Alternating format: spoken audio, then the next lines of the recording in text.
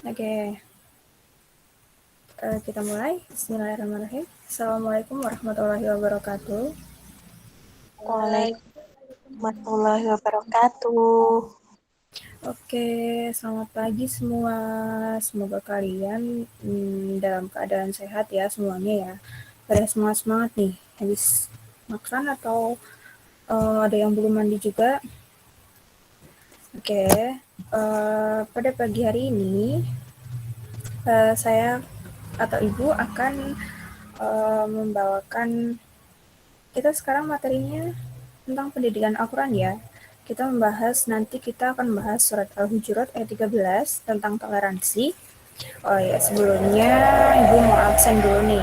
Teman-teman hadir semua atau tidak? Pertama ada Jenny Aryani Atuliu. Hadir. Lulu Intan Nafikul Jana. Hadir, Bu. Kemudian Vanessa Rahma Ardani. Hadir, Bu. Oke, Anissa Gita Cahyani. Hadir, Bu. Oke, yang terakhir Siti Nurut Cahyani. Hadir, Bu. Oke, alhamdulillah hadir semua ya pada pagi hari ini. Oke, kita langsung saja ke materi. Saya akan share materinya di sini. Oke.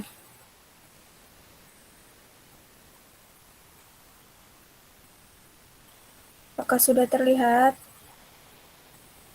Sudah, Bu. Oke. Sebentar.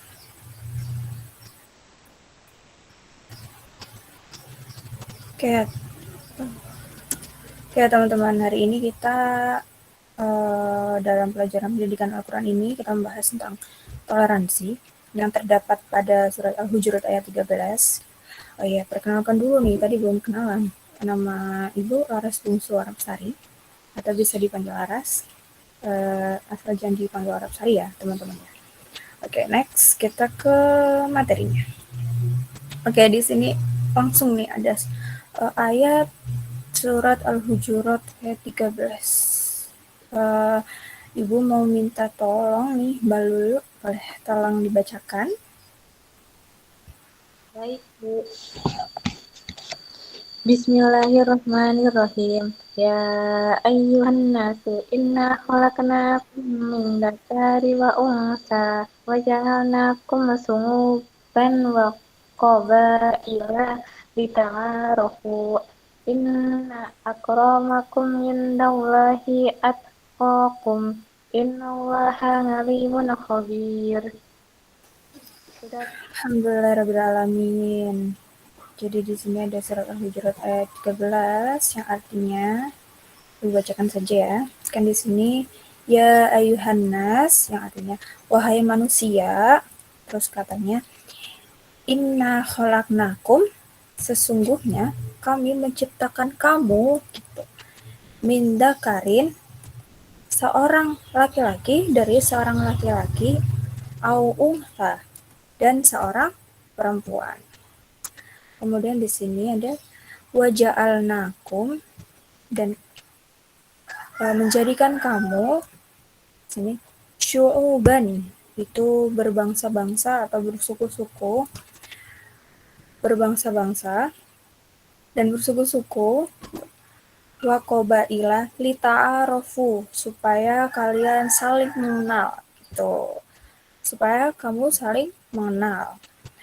Terus inna akramakum, sesungguhnya orang-orang yang paling mulia di antara kamu, indallahi atqakum, di sisi Allah, di sisi Allah ialah orang yang paling takwa di antara kamu. Terus kemudian innallaha alimun khabir, sesungguhnya Allah maha mengetahui lagi maha mengenal. Ini arti dari surat Al-Hujurat ayat 13. Kemudian nih, isi kandungan surat Al-Hujurat ayat 13 yaitu apa aja sih isi kandungannya? Jadi isi kandungannya itu ada 3, teman-teman. 1, manusia diciptakan laki-laki dan perempuan. Jadi Tuhan menciptakan laki-laki dan perempuan. Kemudian, kedua, dalam kehidupan di dunia, manusia membuat golongan-golongan, suku, atau bangsa dan bangsa. Yang ketiga, dalam surat ini juga mengandung tentang kedudukan manusia di hadapan Allah. Itu sama. Tidak berdasarkan cantik atau ganteng, tapi Allah melihat kita berdasarkan ketakwaan kita kepada Allah Subhanahu wa taala. Seperti itu. Sampai di sini ada yang mau ditanyakan teman-teman? Belum, Bu. Oke, kita lanjut. Oke, di sini ada hukum tajwid ya. Oke, yang pertama, pada kata ya ayyuha terdapat hukum bacaan mad ismun fasil. Kenapa disebut mad ismun fasil? Karena mad tabi'i atau mad asli bertemu dengan hamzah di lain kalimat. Kemudian ada an-nas. Di an-nas ini terdapat hukum bacaan al-syamsiyah karena al-ta'rif bertemu dengan nun. Di sini ada al-ta'rif bertemu dengan nun dan hukum bacaan mad tabi'i karena fathah yang diikuti alif. Kemudian di kata inna terdapat hukum bacaan gunnah karena ada nun yang bertasjid dan hukum bacaan mad tabi'i karena fathah yang diikuti alif. Selanjutnya ada khalaqnakum. Di situ terdapat hukum bacaan qalqalah sugro.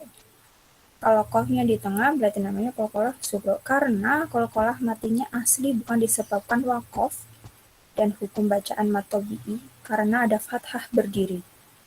Kemudian kata kumin, di situ hukum bacaannya adalah idgham misli karena mim sukun bertemu dengan huruf mim. Dan selanjutnya ada min dzakarin, terdapat hukum bacaan ifa karena nun sukun karena mim sukun bertemu dengan huruf dal. Maaf teman-teman. Oke, yang selanjutnya ada zakarin au unta. Terdapat hukum bacaan biguna karena tanwin bertemu dengan ifa. Kemudian nun sukun bertemu dengan huruf fa. Dan ada mad tabi'i karena ada fathah berdiri. Selanjutnya ada waja'alnakum. Terdapat hukum bacaan mad tabi'i karena fathah berdiri. Kemudian ada kata kum syu'uban. Terdapat hukum bacaan izhar syafawi karena mim sukun bertemu huruf selain mim dan ba dalam hal ini berupa huruf shin. Dan yang selanjutnya ada syu'uban wa qabailan. Terdapat hukum bacaan idgham biguna karena tanwin bertemu dengan huruf wawu. Dan hukum bacaan mad wajib muttasil karena mad tabi'i ketemu huruf hamzah dalam satu kalimat. Dan yang terakhir ada li ta'arafu, terdapat hukum bacaan mad tabi'i karena fathah diikuti alif dan hukum bacaan mad tabi'i lagi karena dhammah diikuti dengan wawu sukun. Oke. Nah, langsung teman-teman ke tugas nih. Kenapa? Karena ini semuanya Ibu belum selesai mengidentifikasi hukum tajwid yang ada pada Quran Surah Al-Hujurat ayat 13. Jadi teman-teman silakan melanjutkan mengidentifikasi hukum bacaan tajwidnya. Kemudian nanti di psikologi yang kodenya sudah Ibu kirim ya tadi di grup, silakan join. Kemudian teman-teman semua submit. Ibu kasih waktu sampai pertemuan selanjutnya. Sebelum masuk kelas lagi, silahkan semuanya sudah mengerjakan dan sudah disubmit. Seperti itu. Terima kasih. Oke.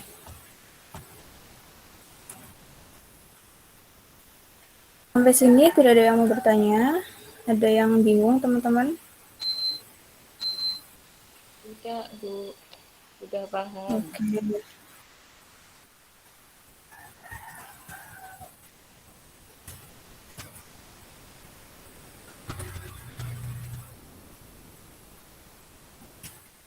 Ya teman-teman. Oke, kalau tidak ada yang bertanya, pelajaran pada pagi hari ini atau kelas pada pagi hari ini kita cukupkan. Kita ketemu lagi pada pertemuan berikutnya. Terima kasih atas waktunya teman-teman semua. Assalamualaikum warahmatullahi wabarakatuh. Waalaikumsalam warahmatullahi wabarakatuh. Terima kasih, Bu. Sama.